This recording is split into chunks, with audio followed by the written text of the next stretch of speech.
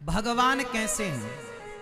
हिंदू कहते हैं कि भगवान ऐसे हैं, मुसलमान कहते हैं कि भगवान ऐसे हैं, सिख अलग कहते हैं भगवान ऐसे हैं, ईसाई कहते हैं भगवान ऐसे, यहूदी अलग कहते हैं, पारसी अलग। जितने धर्म हैं, जितने मजहब और पंथ हैं, उतने प्रकार की बातें भगवान को लेकर हैं। ईश्वर को लेकर मतभेद बहुत है। हिंदुओं की मान्यता अलग है, मुसलमानों की मान्यता अलग है, सिखों की मान्यता अलग है, ईसाइयों की मान्यता अलग है, पारसी यदुही की मान्यता अलग है। अब प्रश्न ये खड़ा हुआ कि किसकी मान्यता सही है। सबकी अपनी अपनी मान्यता है। कोई भगवान को भगवान कह के बुलाता है, तो कोई उसे अनेक नाम से बुलाते, कोई उसे अल्लाह कहते हैं, कोई यीशु कहते हैं, कोई गॉड कहता है। मतलब जितने लोग हैं उतनी प्रकार की बातें हैं। अब सवाल ये खड़ा हुआ कि इन सब में सच कौन कह रहा है। हिंदू जो कह रहा है वो सच है, या मुसलमान जो कह रहा है वो सच है, या ईसाई पारसी यहूदी जो कह रहा है वो सच है। सच कौन कह रहा है और झूठ कौन कह रहा है। आप कहो तो आज मैं आपको बता दूं कि सच कौन कहता है और झूठ कौन कहता है। किस किस को सुनना है। मैया, ओ मेरी प्यारी माँ, जाने लगी मेरी माँ, सुनो मेरी माँ, प्यार से सुनना। आज हम आपको बताएंगे कि आप कितना जानते हैं और सामने वाला कितना जानता है, किसकी बात सही है, किसकी बात झूठी है, किसका कहना सच है, किसका कहना मिथ्या है। सुनो, ध्यान से सुनेंगे मेरी बात तो पूरा समझ में आएगा। एक विद्यालय था, उस विद्यालय में सारे बच्चे अंधे थे, अंधों का विद्यालय था। उनके जो टीचर थे, गुरुजी थे, मास्टर जी थे, वो सारे अंधे बच्चों को पढ़ाते थे।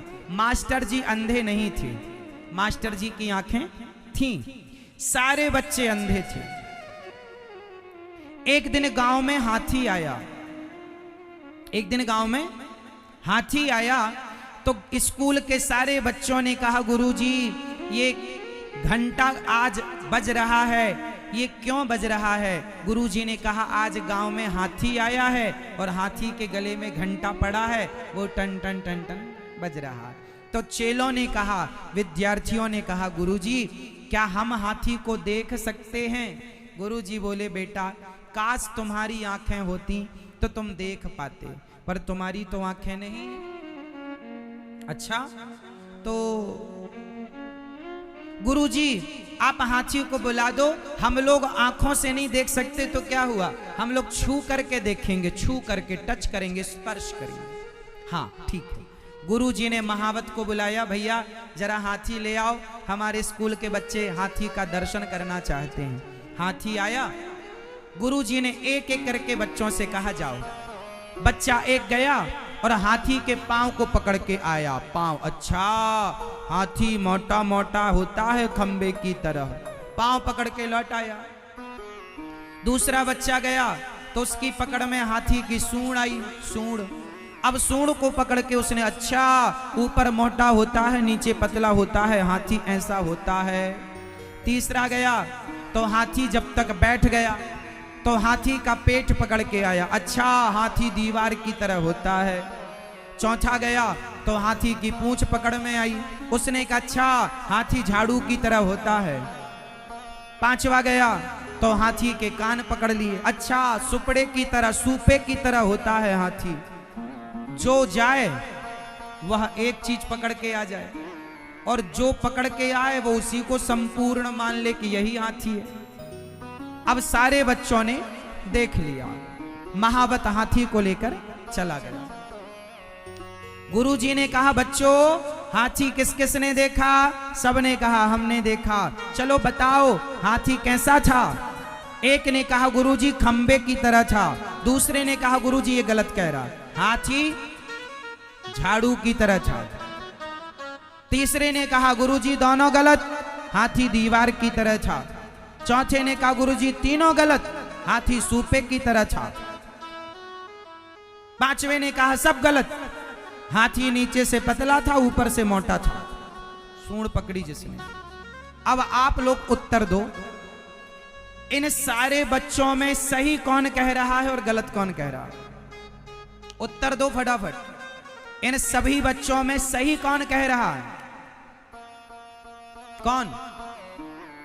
जोर से मेरी मां। सही कौन कह रहा है? सही कौन कह रहा है?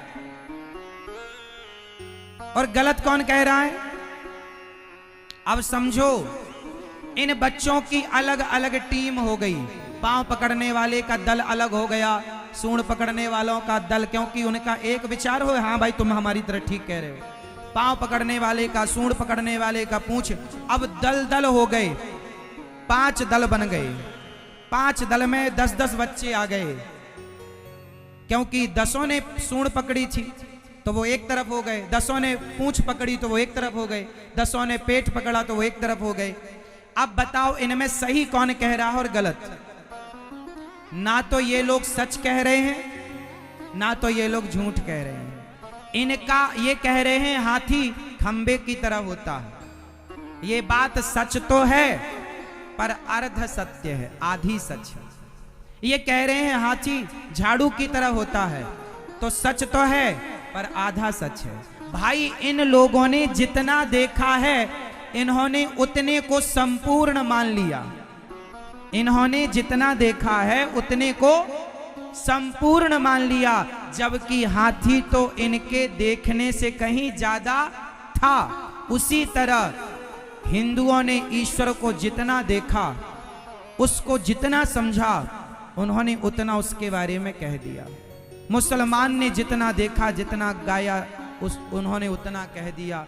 यहूदी, पारसी, जितना जिसने देखा उसने उतना कह दिया।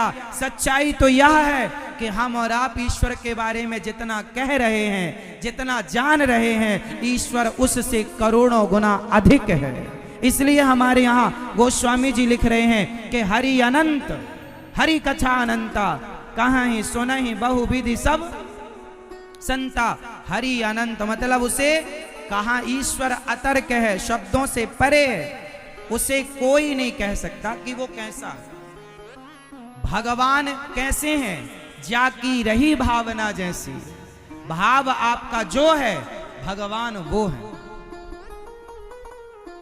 पर हम सोचें कि भगवान ऐसे ही हैं, ना, भगवान हमारे जानने, हमारे पहचानने से करोड़ों गुना श्रेष्ठ हैं और ज्यादा हैं। इसलिए ईश्वर को लेकर ज्यादा विवाद ना किया करो। भगवान कैसे हैं ये छोड़ दो, भगवान में आप सच्ची आस्था रखो और भगवान से प्रेम करो। जो प्रेम करेगा उसे भगवान स्वयं बता देंगे कि मैं कैसा हूं। अर्जुन को जब गीता सुनाई तो भगवान ने अपना विराट रूप दिखाया। अर्जुन की आंखें बंद हो गईं, क्योंकि इन आंखों से भगवान के उस रूप को वो कैसे देख सकते। तब भगवान ने अर्जुन को दिव्य चक्षु प्रदान किए।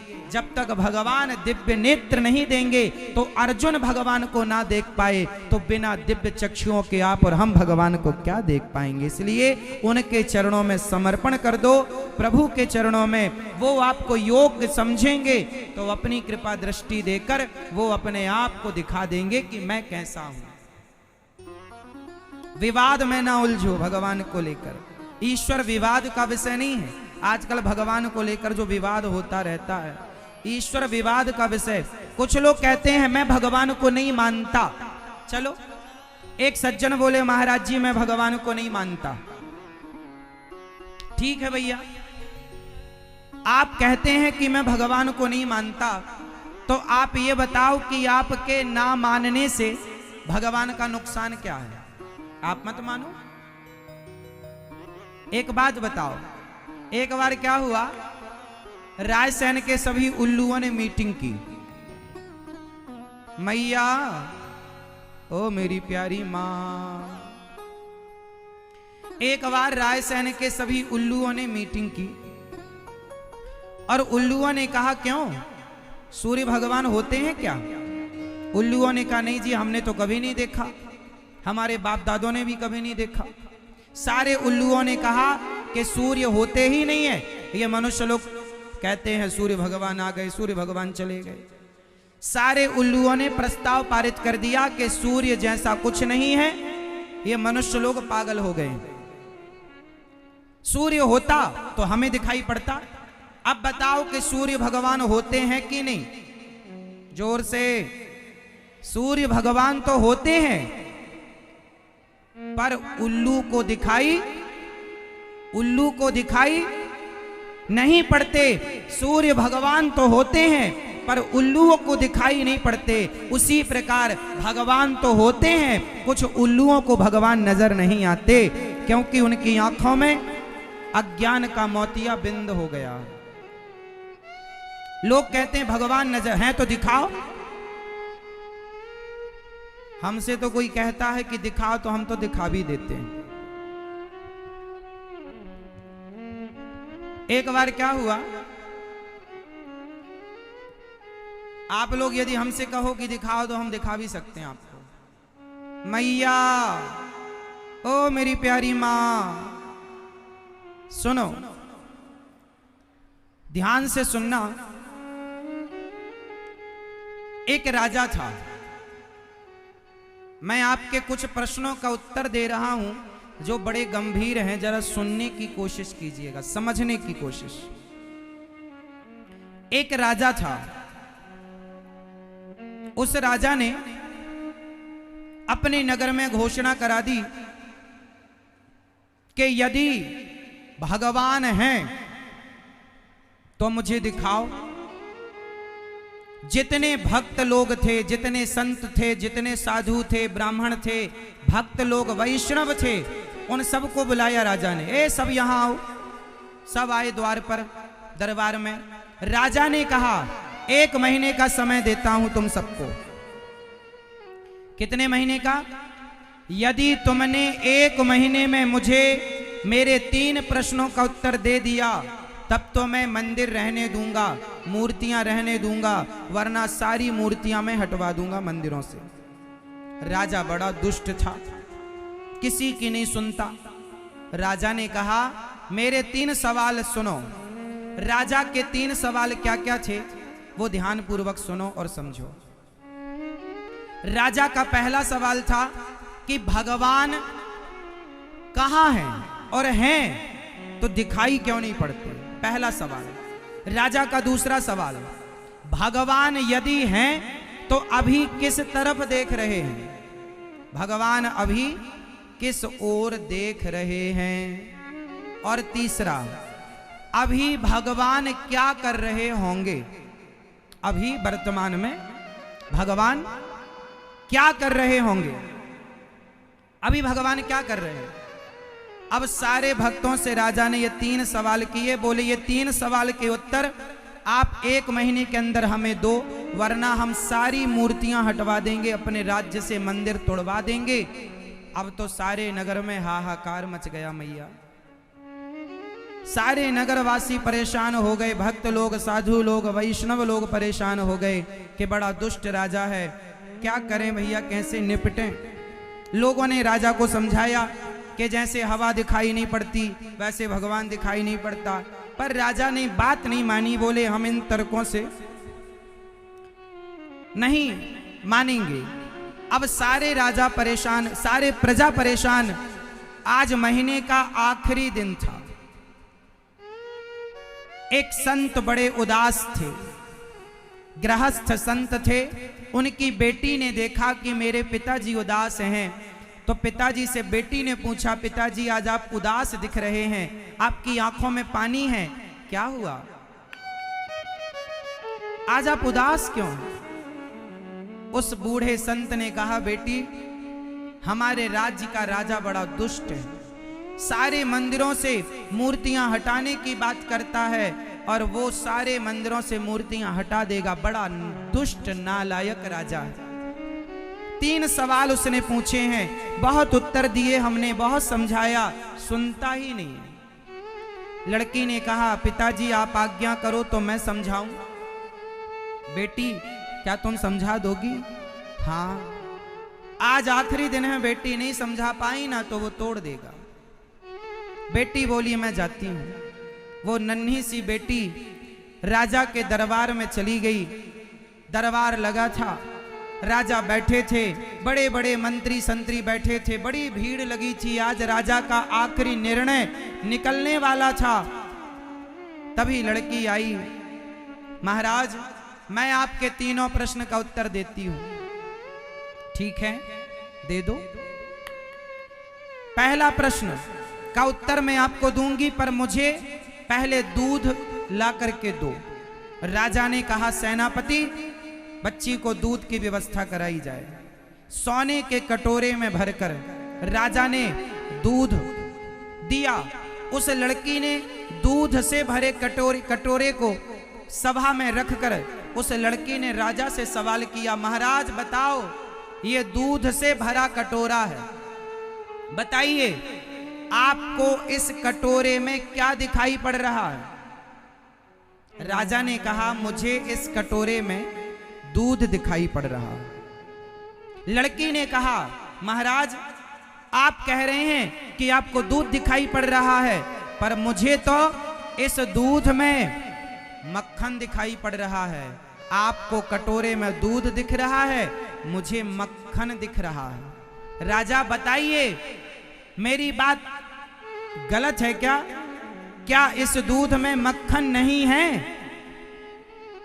बताइए महाराज, क्या इस दूध में मक्खन नहीं है? बताओ आप लोग, क्या इस दूध में मक्खन नहीं है? जोर से उत्तर दो। राजा ने कहा हां मक्खन है, इस दूध में मक्खन है। लड़की ने कहा इस दूध में मक्खन है, लेकिन आपको दिखाई क्या पड़ा? आपको दूध दिखाई पड़ा, मुझे मक्खन दिखाई पड़ा। राजा साहब जैसे दूध में मक्खन है, उसी तरह इस सृष्टि के कण कण में भगवान ऐसे ही समाये हैं जैसे दूध के कण कण में मक्खन समाया हुआ है। आपको दूध दिखाई पड़ा, हमें मक्खन दिखाई पड़ा। आपको मक्खन नहीं दिखा, इससे यह सिद्ध नहीं होता कि दूध में मक्खन नहीं है। आपको नहीं दिखा, यह सही है कि आपने नहीं देखा, पर है। उसी तरह ईश्वर परमात्मा कण कण में है, आपने नहीं देखा, यह बात सही है। लेकिन आपके ना देखने से यह सिद्ध नहीं होता कि भगवान नहीं है।